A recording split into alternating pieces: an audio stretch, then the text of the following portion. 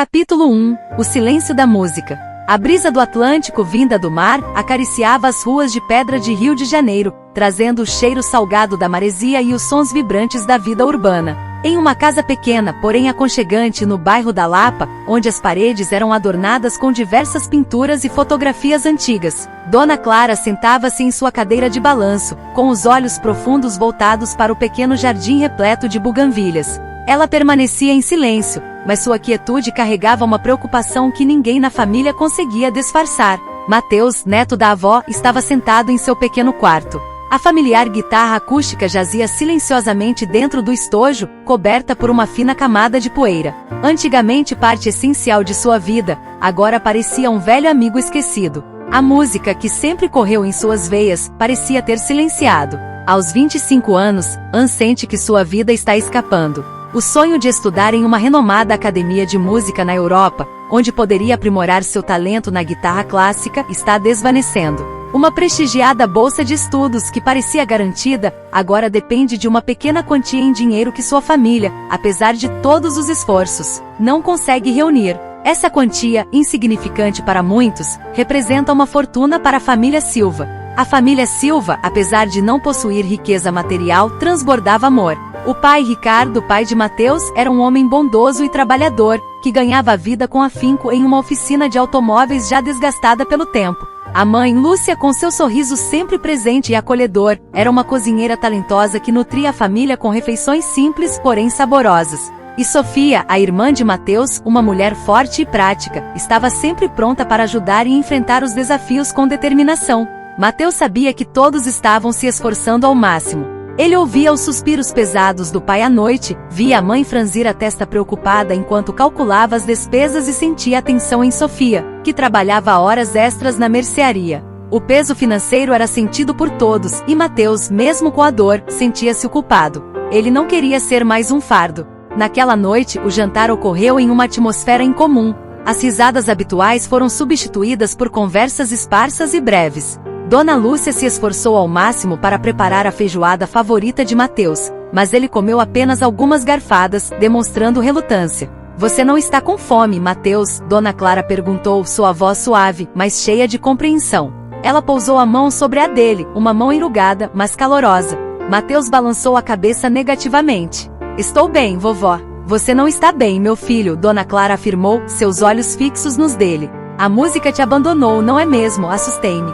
A senhora sempre enxerga tudo." "Não sei mais, vó. Sinto-me paralisada. Por mais notas que eu toque, elas não se transformam em uma melodia."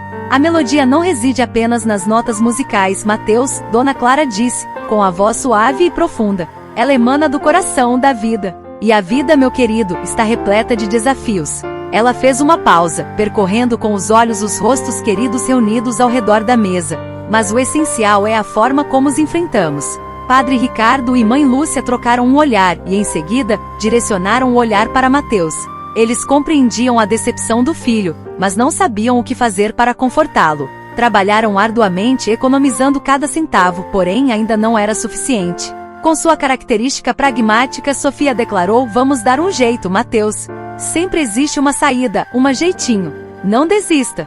Mateus apenas sorriu fracamente. Ele sabia que Sofia sempre via o lado bom das coisas, mas desta vez, sentia que todas as saídas estavam bloqueadas. Ele costumava pensar que a música era seu único caminho, mas agora, essa estrada parecia levá-lo ao abismo. Naquela noite, Mateus não conseguiu dormir. Ele ficou deitado, inquieto, ouvindo o incessante canto dos insetos no jardim e o suave murmúrio das ondas do mar ao longe. Recordava os dias felizes em que bastava abraçar seu violão para que as melodias simplesmente fluíssem. Lembrava-se das gargalhadas da avó, das histórias contadas pelos pais e das broncas carinhosas de Sofia. Sentia uma saudade profunda, não de um passado distante, mas de si mesmo, da paixão pela música que antes ardia em seu coração. Perguntava-se se ainda conseguiria reencontrar a melodia de sua vida. Capítulo 2 – O calor do passado. Uma lembrança afetuosa na manhã seguinte, o som suave da xícara de café batendo no pires de porcelana despertou Mateus. Ele saiu do quarto, e o aroma intenso do café brasileiro e do pão de queijo quentinho e torrado já se espalhava por toda a casa. Mãe Lúcia estava atarefada na cozinha, enquanto Dona Clara já se encontrava sentada à mesa, com seus olhos brilhantes e cheios de carinho, observando-o. Sente-se aqui, meu filho, disse a avó batendo levemente na cadeira ao seu lado. Hoje vou te contar uma história. Relutantemente Mateus sentou-se. Ele sabia que as histórias de Dona Clara sempre continham alguma lição, mas não tinha certeza se estava com disposição para absorvê-las naquele momento. Sabe, meu neto, começou Dona Clara, a voz calma como o passar do tempo, nossa família já enfrentou montanhas altas que pareciam intransponíveis. Lembro-me do teu trisavô, o avô do teu pai, um pobre agricultor em Minas Gerais. Um ano, a seca se prolongou, a colheita foi perdida. Toda a vila quase desesperou. O arroz e o milho secaram, as árvores ficaram sem folhas. Teu trisavô naquele momento também pensou em desistir, levando toda a família para a cidade. Mateus escutava atentamente, começando a se envolver na narrativa. Ele imaginava a paisagem árida e as pessoas desesperançadas. Então continuou Dona Clara, seus olhos brilhando como se vissem o passado reviver. Uma noite, o bisavô de vocês sonhou que encontrava água ao cavar em um lugar estranho. Na manhã seguinte, mesmo com todos tentando impedi-lo, ele pegou sua enxada e foi cavar. Por vários dias ele cavou sem parar, com suor encharcando suas costas. As pessoas diziam que ele estava louco. Mas ele não desanimou. Ele dizia, não podemos desistir enquanto houver esperança. E mesmo quando a esperança se for, devemos continuar acreditando uns nos outros nesta terra. Finalmente, sabem, ele encontrou um veio de água subterrânea. Embora não fosse muita, foi o suficiente para salvar uma pequena parte da colheita, o suficiente para que toda a aldeia tivesse água para beber. Ela parou, tomando um gole de café. Essa é a nossa filosofia, Mateus. O otimismo não é cegueira, mas sim a resiliência diante da adversidade. É a crença de que mesmo nos momentos mais sombrios, ainda existe uma centelha de esperança se não pararmos de procurar. E mais importante que tudo é a união familiar. Seu bisavô não estava sozinho. Sua esposa, seus filhos, os vizinhos o apoiaram, mesmo que fosse apenas com palavras de encorajamento ou um copo de água fresca. Mateus estava em silêncio, pensativo.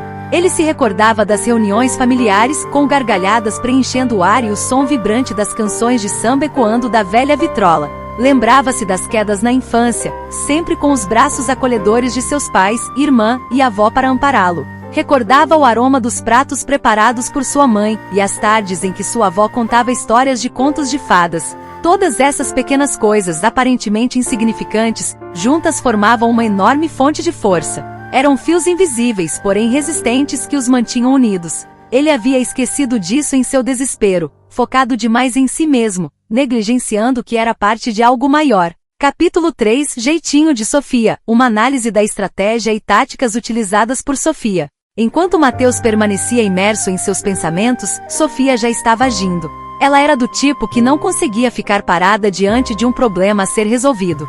Para ela, o jeitinho brasileiro não significava trapaça ou evasão, mas sim a capacidade de ser criativa e flexível, encontrando soluções engenhosas para superar obstáculos, às vezes com um toque de astúcia, mas sempre com boas intenções. Naquela tarde, Sofia chegou em casa mais cedo do que o habitual, com o rosto manchado de suor, mas os olhos brilhando com determinação.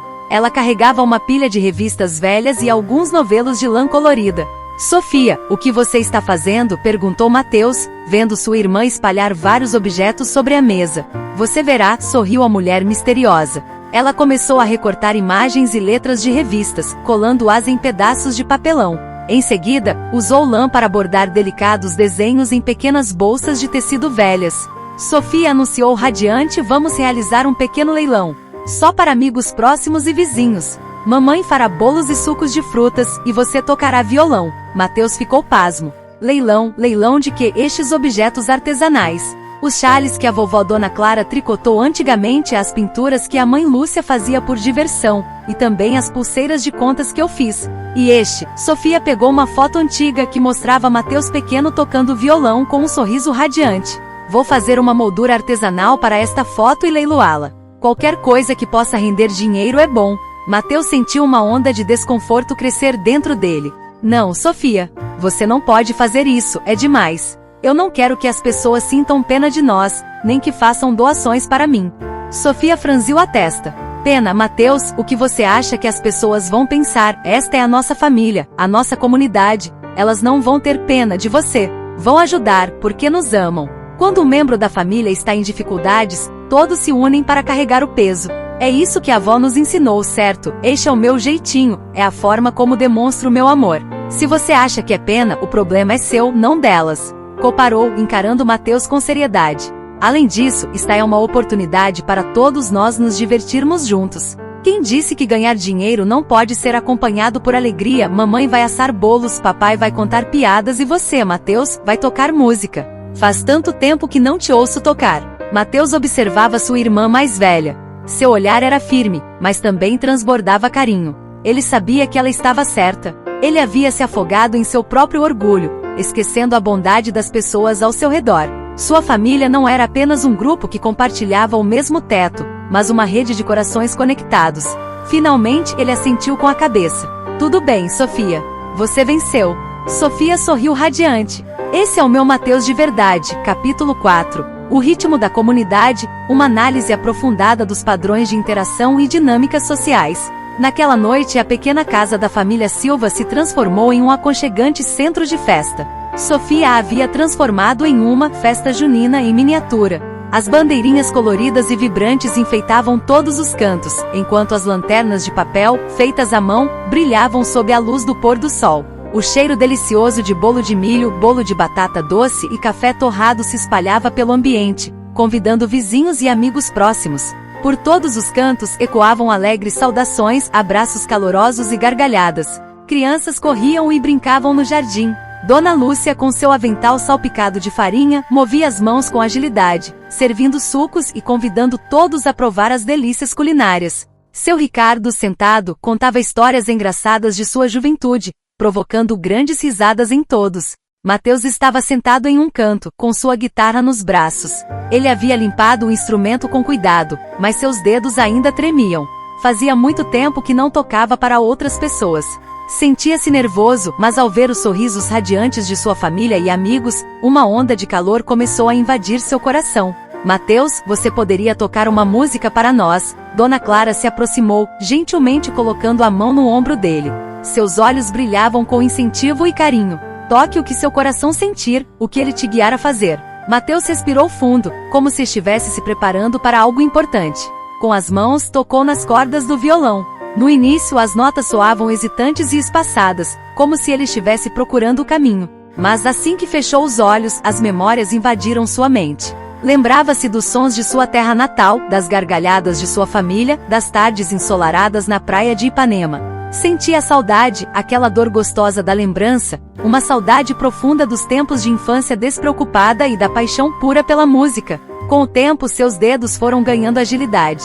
A melodia começou a fluir livremente. Era uma bossa nova suave que evoluía para um samba vibrante, e culminava em uma peça clássica de sua autoria, que combinava a sofisticação europeia com a espontaneidade brasileira. Sua música não era apenas uma sequência de notas, era uma narrativa. Era a história da esperança, da resiliência e de um amor infinito. Toda a sala, em completo silêncio, escutava atentamente. Todos estavam cativados pela melodia que emanava dele. No canto, um homem de cabelos grisalhos fixava seus olhos em Mateus. Tratava-se de João Silva, um produtor musical local bastante renomado, que fora convidado por um amigo. Ele estava impressionado com a originalidade da música de Mateus, que combinava técnica apurada e emoção intensa. Após a apresentação de Mateus, uma salva de palmas estrondosa ecoou por toda a sala. Um sorriso radiante iluminou novamente o seu rosto. Ele direcionou o olhar para Dona Clara, cujos olhos transbordavam orgulho. Em seguida, observou Sofia, que permanecia imóvel, com lágrimas escorrendo pelo rosto. Voltou-se para seus pais, que se abraçavam, com os olhares repletos de carinho. João Silva aproximou-se de Mateus. Jovem, disse ele, com admiração na voz, qual é o seu nome? Você possui um talento especial. Gostaria de conversar sobre música. Mateus não conseguia acreditar no que ouvia. Ele se perguntava se tudo aquilo era apenas um sonho. Capítulo 5. A promessa da saudade. O encontro com João Silva proporcionou a Mateus uma nova perspectiva. Silva ofereceu a Mateus um contrato de gravação modesto, uma chance de lançar seu primeiro álbum. Embora não fosse a cobiçada bolsa de estudos na Europa que ele tanto almejava, representava um alicerce sólido, uma oportunidade de viver da música em sua terra natal. Mateus se sentia confuso. Seu maior sonho sempre foi estudar e se apresentar no exterior. Contudo, agora ele se depara com uma encruzilhada: permanecer próximo da família, construindo uma carreira no Brasil, ou persistir em seu ambicioso objetivo, mesmo que o futuro dele ainda pareça incerto. Ele procurou Dona Clara para pedir conselhos. Sentaram-se no pequeno jardim, onde a fragrância suave das buganvílias flutuava na brisa. Vovó, Mateus começou, sua voz carregada de angústia, eu não sei o que fazer. De um lado está um sonho antigo, algo que desejo há muito tempo. Do outro, há uma oportunidade que se apresenta agora mesmo, bem aqui, junto com a minha família. Dona Clara sorriu gentilmente. Mateus, a vida é sempre repleta de escolhas difíceis. Não existe um caminho perfeito. O importante é que você siga o seu coração. A avó fez uma pausa, seu olhar perdido na distância. Sabe, minha neta, a saudade não é apenas a lembrança do passado, daquilo que já se foi. A saudade também é a lembrança do que ainda não aconteceu, das pessoas que ainda não conhecemos, dos sonhos que ainda não realizamos. Mas ela também faz parte do amor. Sentimos saudade porque amamos. Sentimos saudade porque valorizamos. Se você for para a Europa, levará consigo a saudade da família e deste lugar que chamamos de lar. Essa saudade será uma lembrança bonita, uma fonte de inspiração para suas músicas. Mas se você ficar, também sentirá a saudade daquele grande sonho que acalenta. O importante é encontrar paz nessa saudade, transformando-a em motivação. Ela segurou a mão dele. Onde quer que você vá, o que quer que faça, sua família sempre estará aqui. Nosso amor não conhece limites de distância ou tempo. Esta é a sua casa, seu coração pertence a este lugar. Não importa onde você esteja. O mais importante é que você viva sua paixão e nunca se esqueça dos valores que passamos para você, o amor, a perseverança e a alegria de viver. Mateus sentiu o calor vindo das mãos da avó. Ele percebeu que ela não estava tentando controlá-lo ou guiá-lo em uma direção específica, mas sim, desejava que ele encontrasse a verdadeira felicidade. O amor da família não era uma corrente que o prendia, mas sim, um par de asas que o impulsionava a voar. Ele recorda as tardes tocando violão no jardim, os jantares aconchegantes, as piadas do pai, as canções de ninar da mãe, e até as vezes em que Sofia o atormentava, com ideias malucas. Percebe que o que procura não é fama ou uma carreira brilhante, mas a alegria de viver, de compartilhar sua música com as pessoas que mais ama. Compreende que as notas musicais silenciadas em seu coração não são por ter perdido o talento, mas por ter esquecido o verdadeiro significado da música, a conexão, o amor. Capítulo 6, uma nova melodia. A decisão final de Mateus foi aceitar a proposta de gravação de João Silva. Ele conversou com sua família e, embora ainda desejassem que ele estudasse no exterior, apoiaram completamente sua escolha. Pai Ricardo o abraçou forte e mãe Lúcia não parava de beijar sua bochecha e Sofia mais uma vez o provocou, dizendo que ele finalmente havia caído em si. Nos dias seguintes, Mateus retomou seu violão com um novo entusiasmo. Ele passava longas horas no estúdio de João Silva, trabalhando sem descanso. Sua música, antes simples e sem graça, agora transbordava emoção. Ele incorporou melodias de samba, bossa nova e elementos da música folclórica brasileira, misturando-os com seu estilo clássico. Cada nota musical era permeada pelo amor à família, pela saudade do passado e pela esperança no futuro. Além disso, ele compôs uma nova música dedicada exclusivamente à família. A canção, intitulada Alegria da Família, narra as histórias que Dona Clara contava, sobre a resiliência dos pais, a criatividade de Sofia e o amor infinito que os unia. Ele canta sobre o jeitinho brasileiro na vida, sobre o otimismo mesmo em meio às dificuldades, e sobre a saudade, sentimento belo de um coração que ama. No dia do lançamento do álbum, toda a família Silva se reuniu para uma pequena celebração. A casa, mais uma vez, se encheu de risadas e música. Desta vez, não se tratava de um leilão para arrecadar fundos, mas sim de uma festa comemorativa. Mateus, com sua guitarra em mãos, apresentou pela primeira vez a canção Alegria da Família para seus entes queridos. Quando as últimas notas musicais se extinguiram, Dona Clara, com os olhos marejados de lágrimas, levantou-se e aplaudiu. Ela se aproximou para abraçar Mateus, sussurrando em seu ouvido: "Meu filho, você encontrou sua melodia. Ela sempre esteve em seu coração." O padre Ricardo e a mãe Lúcia abraçaram fortemente o rapaz, e lágrimas de felicidade escorreram por seus rostos. Sofia, que estava ao lado, sorria radiante, mais feliz do que nunca.